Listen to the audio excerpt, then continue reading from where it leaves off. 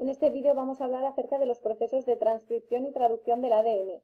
Como veis en este esquema resumen de la portada, son dos procesos que tienen lugar uno a continuación del otro. El primero que tiene lugar es la transcripción. Y la transcripción consiste en que partiendo de una molécula de ADN y utilizando solo uno de las dos hebras, se obtiene un ARN mensajero complementario a esa cadena molde. El producto final de la transcripción es un ARN mensajero. Todo esto se produce en el núcleo, que es donde está contenido el ADN. Cuando se ha obtenido este ARN mensajero, este transcrito, este ya tiene el tamaño suficiente para escapar por los poros nucleares, sale hacia el citoplasma y ahí tiene lugar la siguiente fase, que es la traducción. La traducción de esta hebra de ARN mensajero a su correspondiente secuencia de aminoácidos, que sería la proteína. La proteína, esto de aquí, es el producto final que estamos buscando con estos dos procesos. Vamos a ver las características en específico de la transcripción y luego las de la traducción. Empezamos por la transcripción. ¿Alguna vez has tenido que transcribir algo? Tal vez alguien dejó un mensaje en tu buzón de voz y tuviste que escribirlo en papel, o tal vez tomaste notas en clase que luego reescribiste cuidadosamente para ayudarte a repasar. Como muestran estos ejemplos, la transcripción es un proceso en el que se reescribe información. Así, la transcripción del ADN es un proceso en el que se reescribe la información de una molécula de ADN para obtener una molécula de ARN complementario. Las características de la transcripción son que es el primer paso de la expresión génica. El segundo paso sería la traducción, que ya hemos dicho que veríamos a continuación. Es un proceso que tiene lugar en el núcleo celular. La molécula de ADN es demasiado grande para escapar por los poros nucleares. Así, siempre que el núcleo celular esté visible, el ADN estará contenido en su interior y entonces este proceso de transcripción tiene lugar en el núcleo celular. La molécula de ADN es una molécula muy grande, pero solo una pequeña parte del mismo contiene información. Esos fragmentos que contienen información se denominan genes. El resto del ADN es espacio intergénico, espacio entre esos genes cuya función es desconocida hasta el momento, pero que no se va a transcribir. Solo se van a transcribir los genes, o sea, esos fragmentos de ADN con información. El resto de información no se transcribe. Este proceso se lleva a cabo por enzimas especiales que se denominan RNA polimerasas. Estas lo que hacen es que van uniendo nucleótidos presentes en el núcleo uno a uno para formar una cadena de ARN mensajero complementario a una de las dos hebras de ADN. Acabamos de decir que la enzima que va a intervenir en este proceso es la ARN polimerasa. Esta utiliza un molde de ADN de cadena sencilla para sintetizar una cadena complementaria de ARN. Específicamente, la RNA polimerasa produce una cadena de ARN en dirección 5', 3'. O sea, la RNA polimerasa que vemos aquí lo que hace es añadir nucleótidos en el extremo 3', y estos nucleótidos los va añadiendo uno a uno, complementarios a la cadena que va leyendo. Si añade nucleótidos en esta dirección 5', 3', lo que va a hacer es leer la hebra que tiene la dirección contraria, o sea, lee la hebra que tiene dirección 3', 5', como vemos aquí. Vamos a ver las características de cada una de las fases de la transcripción y comenzamos por el inicio. En el inicio de la transcripción tenemos nuestra molécula de ADN que estaría enrollada. Aquí la vemos toda horizontal, pero en realidad estaría enrollada. Este ADN tiene unas secuencias promotoras y estas secuencias promotoras son reconocidas por la enzima, por la RNA polimerasa. Esta enzima se coloca encima de las secuencias promotoras y lo que va a hacer es abrir la doble hélice para generar esa cadena de ADN sencilla que va a servir como molde para el proceso de transcripción. Una vez que tenemos la hebra abierta, tiene lugar la siguiente fase, que es la elongación. En la elongación lo que va a ocurrir es que se van a ir añadiendo nucleótidos uno a uno, utilizando esta hebra como molde. ¿De acuerdo? Hemos dicho que la RNA polimerasa iba añadiendo nucleótidos en dirección 3', en el extremo 3', entonces que se lee la hebra en dirección 3', 5', en la contraria a la que añade nucleótidos la RNA polimerasa. Si este fragmento de ARN que se va sintetizando es complementario a esta hebra que se lee, como esta otra hebra también es complementaria a la molde, significa que la cadena codificante y el transcrito de ARN que se está produciendo tienen la misma composición, la misma secuencia de bases, solo que se va a sustituir la timina que está en la cadena codificante por uracilos en el ARN mensajero que se está generando, ya que el uracilo era la base específica del ARN. ¿Hasta cuándo va a tener lugar este proceso de elongación? Hasta que la RNA polimerasa reconoce unas secuencias de terminación, entonces tiene lugar la finalización de este proceso de transcripción, se soltaría entonces esta hebra sencilla, esta cadena sencilla de RNA mensajero, se libera también la enzima, la RNA polimerasa, y el ADN volvería a enrollarse sobre sí mismo con total normalidad. Entonces, como producto final ya tenemos el transcrito, este RNA mensajero que recordamos se encuentra dentro del núcleo. ¿De acuerdo? Entonces, este RNA mensajero va a servir como base para el proceso siguiente, que es la traducción.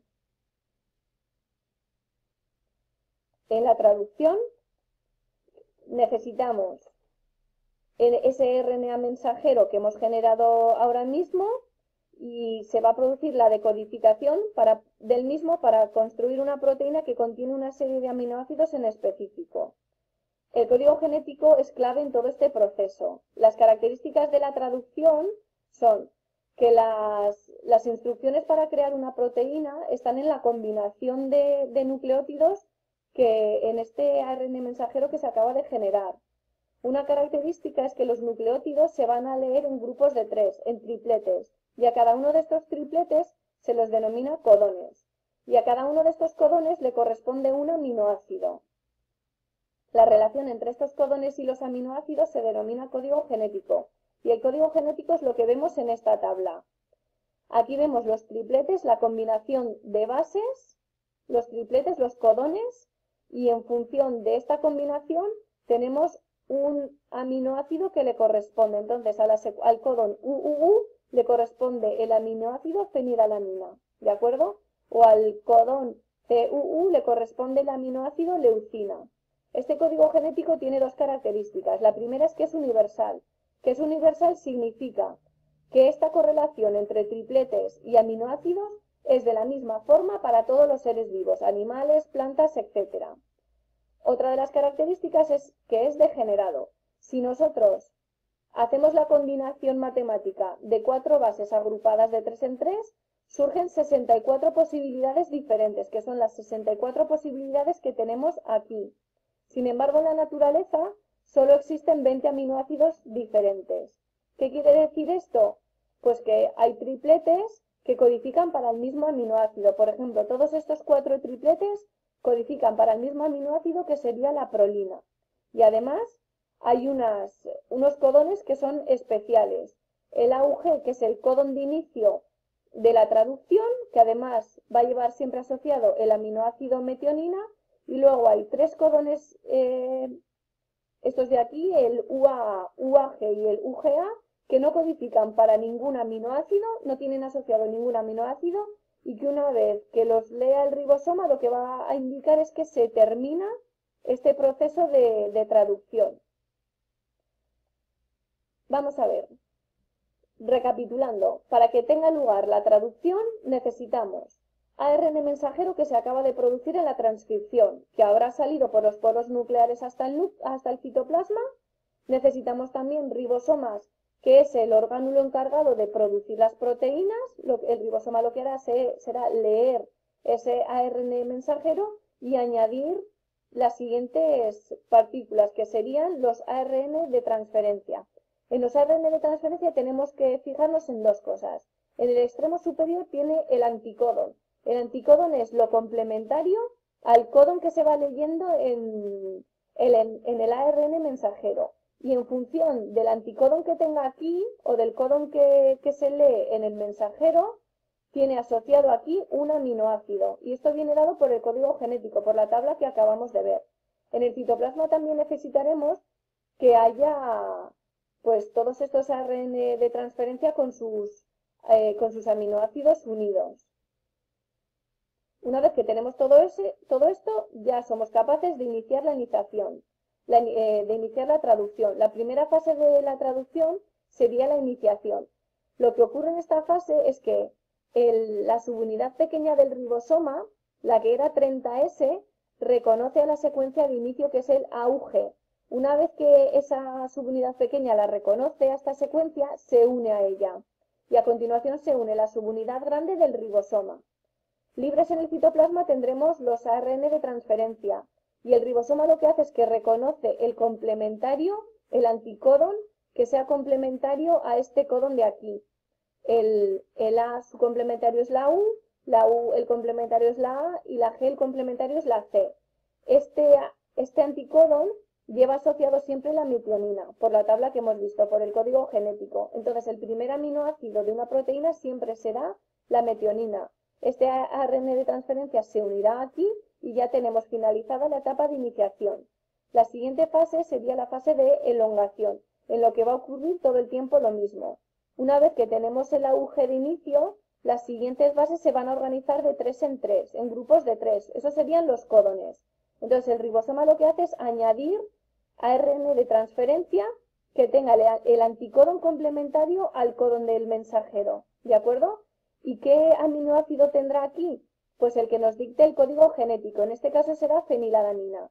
Este ARN de transferencia se coloca aquí y una vez que está colocado sobre el codón, o sea que codón y anticodón están unidos, se produce el enlace peptídico, o sea, se unen estos dos aminoácidos, ¿de acuerdo?